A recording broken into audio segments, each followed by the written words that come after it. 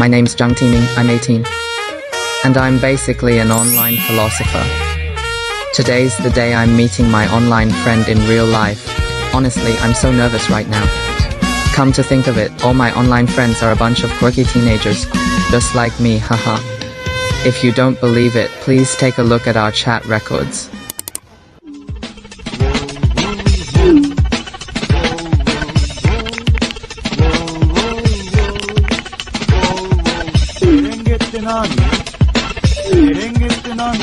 Yo! なんかのさなぎとかじゃない？こないだ最悪だったよ。焼き鳥屋で鶏雑炊頼んだらレバーばっかり入ってんだよ。俺レバー嫌いなんだよ。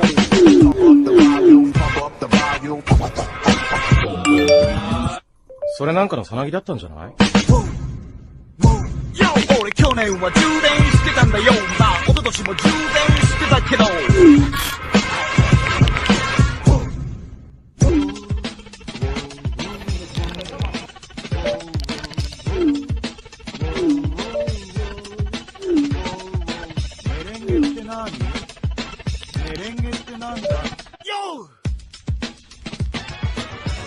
なんかのさなぎとかじゃない？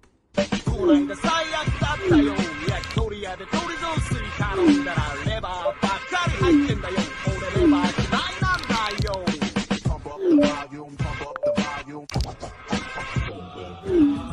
それなんかのさなぎだったんじゃない？俺去年は充電してたんだよ。まあ一昨年も充電してたけど。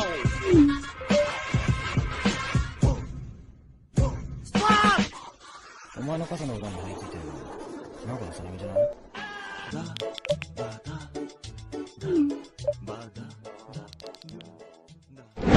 ？I'm so mesmerizing. My heart feels so cold, my stomach aches like being shot, and my hand won't stop trembling.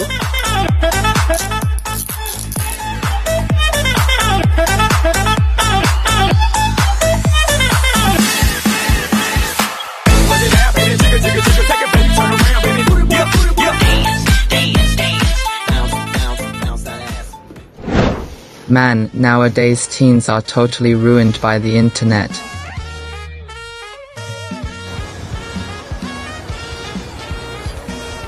You must be a philosopher. Come on, don't pretend that you know me.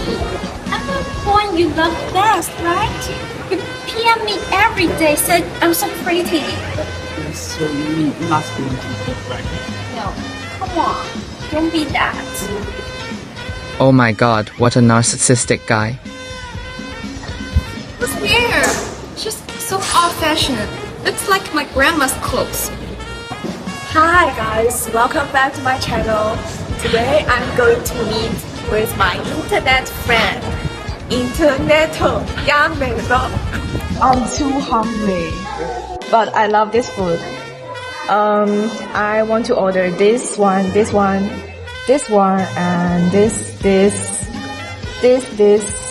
also this, and this one. Oh my god, is this the reincarnation of a starving ghost? This hamburger, this fries, this one, and this tea, and this tea or lemon ice, and boba tea.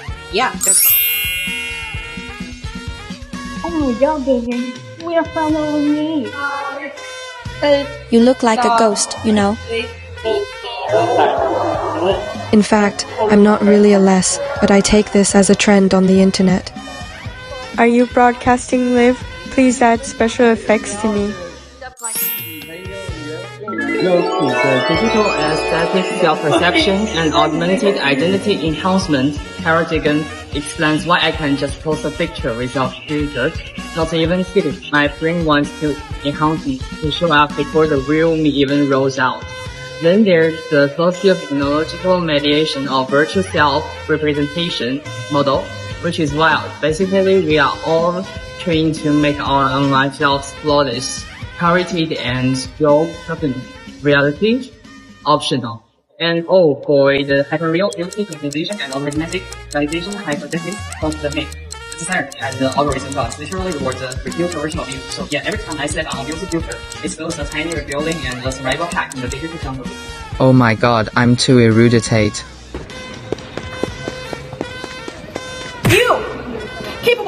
having fun beneath this. Keep worrying about staying under 40 kilograms. Meanwhile, I'm here in the pigsty. I have never felt a hint of sorrow. I'm not tired at all. This group has always been each other, speaking their own mind. No one ever cares what I think. I've never received any respect. Who said no one cared about you? I think we could develop a romantic relationship. You know, I invest in you. And what? But I don't mind. I'm about to say comes purely from my inner confidence and experience. Even though I know that up to 30% of depression cases may later be diagnosed as bipolar disorder, I have recovered and am not manic. Because everyone loves me on the internet and I'm a pioneer of a woman.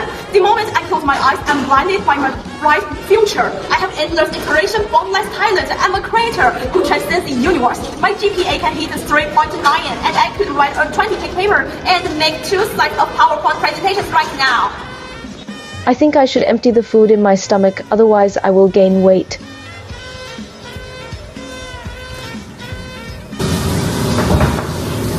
Excuse me, are you okay?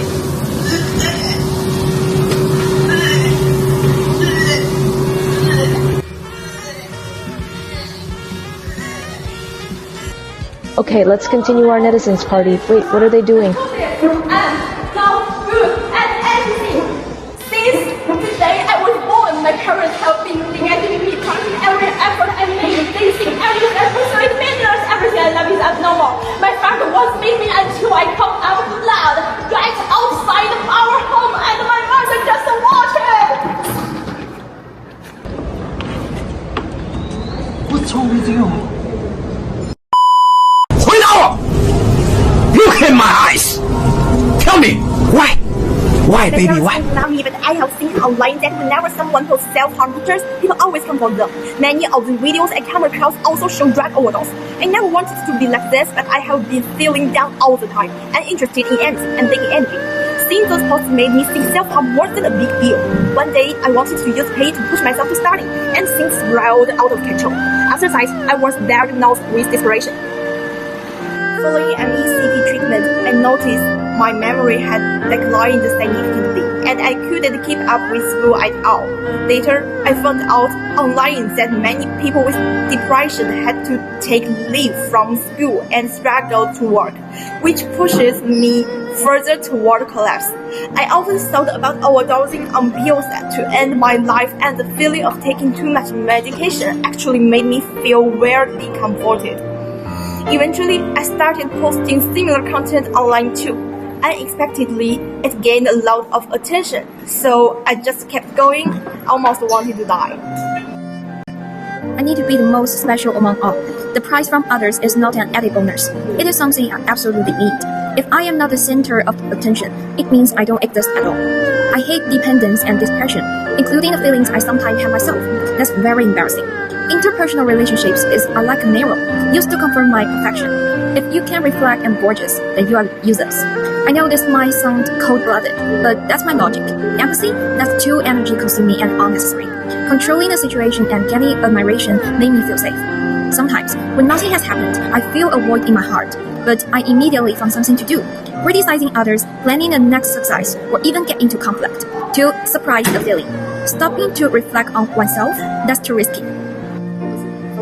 I always knew I was a lesbian, at least that's what I saw during that time. Looking back now, I slowly realized that the like girls at the beginning was actually more like a follow-up. At that time, I was incorporated, and I was confused about my emotions, relationships, and identity. Social media is full of content such as girls and girls are a good match, and 2 girls are sweater together, as well as kind of CP clips, couples' daily lives, and human packaging. I'm surrounded by these things, and the grooming keeps pushing me, which makes me feel that this is a cute, unique, and popular identity. Teenagers are in the creative period of self-identifications, ages for a sense of belonging and personality experience, that the lesbian character sitting on the internet is shaped into unique symbols, which is in line with my physical of getting rid of mystic and seeking groups reconnections. The limitations behaviors of peers on the social platforms will activate the spirit of latent, forming a couple smoke circles effect. I want to be honest about something I've struggled with. I have an eating disorder, and for a long time I blamed control, discipline, or pressure from the outside. But the truth is, it came from fear, insecurity, and the belief that my worth depended on how I looked. I ignored my body's signals and treated harm as achievement, which was a mistake. Recognizing this doesn't change the past, but it helps me take responsibility and choose awareness and healing instead of denial. Sometimes I feel like a fragment endlessly pulled by the internet, physically here, yet always drifting in the shadows of the virtue.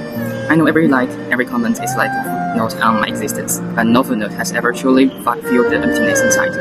I know I'm anxious, not just because life is uncertain, but because I'm always trying to grasp the meaning of the world and of myself. I often wonder, if souls were a virus, I'd probably be the one most infected by my own philosophy. Every conversation, every scroll is a test of my worth, yet I fear the answer will always remain out of reach. I understand all your pain. Stop for a second. Don't be in such a hurry to define each other. Just want to confirm one thing. What you're talking about right now, is it the real you, or the version written for you by the internet? Philosophically speaking, humans are not directly controlled by the world. We understand ourselves by endowing things with meaning. But here's the problem: long before you get to assign meaning, the algorithms have already taken the lead. You validate your existence through likes. You define who you are through labels. You confirm your reality through pain. You measure your worth through traffic. You make sure you're not swept away through endless explanations. This is no longer self-identification. This is outsourcing your sense of existence. Jean-Paul Sartre put it harshly: when you know yourself entirely through the eyes of others, you are no longer your own, and the internet just upgraded those others into a permanently online recommendation system. So the question isn't who among you is more extreme or more normal. The question is that this era has mistaken being seen for existence itself. Now, whoever stops performing first is the sanest person tonight. I understand it now. According to Husserl's phenomenological theory, social media interfered with my process of meaning giving. On the internet, I saw how self-harm and drug overdoses generated so much attention, so many discussions, and so many focus. The more I scrolled, the more such content was pushed to me. In the end, regarding the meaning of depression, because the algorithms didn't push opposing content, I only feel this meaning with supportive attitude. Eventually, I formed a completely distorted interpretation. But since I didn't realize it was wrong, I kept living in this misunderstanding until it solidified into a fixed categorical intuition. The reason why I follow the trend and call myself a lesbian actually reflects the counts of adolescent self-identity, the influence of the internet environment, and the desire for a sense of belonging. From a philosophical point of view, this is more like what Sartre said: when others are healed, I constantly looking for my positions in the eyes of others and the turns of the internet, and mistaken the expectations of the outside world for my own truths. Later, I gradually realized that the nature is comprehensive. Your self-truly identity is not shaped by turns or defined by labels, not slowly forms through continuous experience, reflections, and counts. Now I'm more willing to use Foucault's safe technologies to understand myself by reducing dependence on and social recognitions, increasing offline experience and real emotional awareness. I began to learn to put myself out of the host and host of the church, so that our identity becomes independent and continuous creations, rather than perceivably follows the church. Others say that people with NPD crave attention and lack empathy. Yes, my social media is all about performance, a carefully staged life just to get likes. That feeling of being noticed is like a drug. I actually fear criticism and rely on approval. Presenting perfection is because I'm afraid that my true self won't be accepted. The internet allows me to make up my achievements without having to face real interpersonal feedback. I'm not truly perfect. I'm just imitating those perfect displays, exchanging external symbols for recognition, but drifting further and further away from my true self. I only care about the traffic of the content, but fail to see the real person behind the screen. This kind of behavior is not a personality trait, but rather a pathologic structure that uses others' attention to replace one's own self-worth. The internet has threatened all of this. Perhaps what I should learn is how to focus on myself instead of always waiting to be noticed. I really understand it. At some point, I realized my eating disorder was not a failure of the body, but a misunderstanding of the self. I treated my body as an object to conquer, instead of a part of my being to listen to. Philosophically, I was chasing an external ideal and confusing it with meaning, believing suffering could justify existence. This was my error. Awareness taught me that control is not freedom, and punishment is not virtue. True agency begins when I stop fighting my body and start recognizing my humanity. This is not a personal problem. It is a political and economic one. When the economic was rising after reform and opening up, materials growth covered everything. Mental health didn't matter because life was still moving upward. People were too busy surviving and hoping. But now, the economic is slowing down. And when growth disappears, social conflict had nowhere to go. Inequality, pressure, and injustice are no longer absorbed by development. They are pushed directly onto individuals. That's why mental illness seems to appear now. Not because it is new, but because it can no longer be hidden. Social media makes it worse. It explodes wealth gap and social oppressions, but exposure is not change. When it creates comparison and competitions. And competition only leads to internal exhaustions, not real class mobility. This is a society that has lost its norms. Desire keeps expanding, opportunity keeps shrinking, and no one tells you where enough is. This is social enemy, and those so-called extreme reactions are not personal failures. They are the normal outcome of a broken system.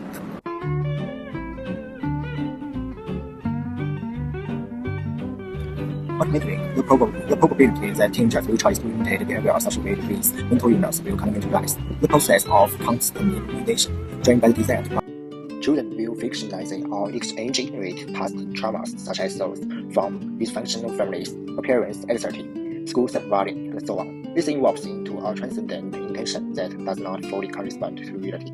However, after we induce things with meaning, there is no causal link between international objects themselves and the physical entitles. Both intentions that are direct perceptions of superficial things and transcendent intentions are void international objects. Thus, such fictionalizations of angels, once again serving as international objects, are incorporated into new international purposes and from new phenomena. Eventually, imitation behaviors grow into genuine philosophical discourse and mental disorders. I am truly gifted that you have realized that now we are all normal people again. This video examines the phenomenon of contemporary social media exacerbating mental health crises among adolescents through a holistic philosophical approach. It employs phenomenology, social analysis theory, critical theory, and combines this with current mental health phenomena such as eating disorders, depression, and narcissistic personality disorder. The video aims to move beyond simplistic explanations and moral panics. We does not consider social media to be the sole or primary cause of mental health issues among adolescents, but rather views it as a powerful mediator and amplifier within a broader social, cultural, and moral context. From a phenomenological perspective, social media enables adolescents to shape their understanding and perception of reality. Repeated exposure to content generated by algorithms, particularly related to body image, popularity, and emotional pain, interact with the process of intentionality and meaning-making, thereby altering adolescents' understanding of what is known, worthy of affirmation, or valuable. This can help explain why phenomena such as eating disorders and narcissistic tendencies have become increasingly prevalent and even normalized within online environments. Phenomenology also clarifies that these meanings are not solely created by social media. Rather, they emerge as a result of the interplay between individual consciousness and broader societal conditions. Through utilizing Durkheim's theory of social enemy, we can gain a clear understanding of the structural context of these psychological vulnerabilities. Rapidly evolving socio-economic conditions, intense competitive activities, and increasing uncertainty regarding social mobility have resulted in the partial loss of effectiveness of traditional norms that once regulated desires and expectations. In such an unstable environment, adolescents experience heightened stress, frustration, and feelings of confusion. Social media does not solely contribute to these tensions, rather, it amplifies the intensity of physical situations and emotions. Users are constantly compared to success, beauty, and social status, which can exacerbate their feelings of depression, anxiety, and low self-worth when unmet desires and perceived injustice are present. Building on this analysis, critical theory highlights the impact of technological acceleration and data-driven logic on self-assessment. Social media platforms simplify complex interpersonal relationships into quantifiable metrics such as likes, views, and followers. This shift leads adolescents to evaluate their self-worth based on external validation rather than internal values or personal virtues. Honneth's theory of recognition further explains how three fundamental forms of recognition are distorted in this context. Love becomes selective and superficial, legal respect is diminished due to cyberbullying and privacy violations, and social cohesion weakens as individuals compete for limited attention. These distortions of recognition can explain why adolescents exhibit extreme self-presentation, emotional withdrawal, or narcissistic behavior. Social media isn't the only things affecting teens' mental health. Family, environment, and social competitions matter too. Supportive families help teens stay emotional stable and think critical about social media, while neglect or too much pressures can make them more dependent on likes approval. Academic and social competitions also lead teens to compare themselves with others. Decreasing stress, anxieties, and depressions, social media impacts with these factors, rather than acting alone, creating a complex mix of influence on mental health. Stoic philosopher offers an ethical response at the individual level, advocating for the applicants for ethics based on the idea of the controlled autonomy. Stoicism encouraged teenagers to distinguish between what they can control and what they cannot in the digital environment, promoting emotional regulation and rational self-regulation. While this approach does not solve systemic inequalities or the dominance of pluralism, it provides individuals with a means to reduce anxiety and restore inner tranquility.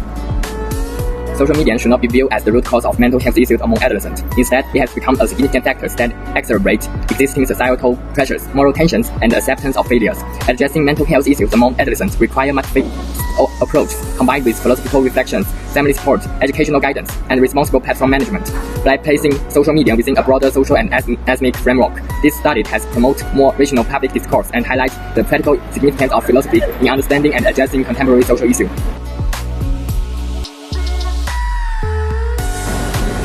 Love yourself.